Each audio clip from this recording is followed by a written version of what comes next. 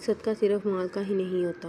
ایک غریب عورت نے بڑی عزت کے ساتھ آواز دی، آ جائیں میڈم، آپ یہاں بیٹھ جائیں۔ کہتے ہوئے اس نے اپنی سیٹ پر ایک استانی کو بٹھا دیا۔ وہ خود بس میں کھڑی ہو گئی۔ میڈم نے بہت شکریہ، میری تو بری حالت ہو گئی تھی سچ میں، کہتے ہوئے دعائیں دی۔ اس غریب عورت کے چہرے پر ایک خوش شکن سی مسکان پھیل گئی۔ کچھ دیر بعد استانی کی پاس والی سیٹ خالی ہو گئی، لیکن اس عورت نے ایک اور عورت جو ایک چھوٹے بچے کے ساتھ سفر کر رہی تھی، مشکل سے بچے کو اٹھا پا رہی تھی، سیٹ پر بٹھا دیا۔ اگلے پڑاؤ پر بچے والی عورت بھی اتر گئی، سیٹ پھر سے خالی ہو گئی، لیکن اس نیک دل عورت نے پھر بھی بیٹھنے کی کوشش نہیں کی، بلکہ اس نے ایک کمزور اور بزرگ آدمی کو بٹھا دیا جو ابھی ابھی بس میں سوار ہوئے تھے۔ مزید کچھ دیر کے بعد وہ بزرگ بھی اتر گئے، سیٹ پھر سے خالی ہو گئی۔ بس میں اب صرف چند مسافر ہی رہ گئے تھے۔ اب اس استانی نے غریب خاتون کو اپنے پاس بٹھایا اور پوچھا کہ کتنی بار سیٹ خالی ہوئی، لیکن اب آپ لوگوں کو بٹھاتی رہیں، خود نہیں بیٹھی، کیا بات ہے؟ اس خاتون نے جواب دیا، میڈم میں مزدور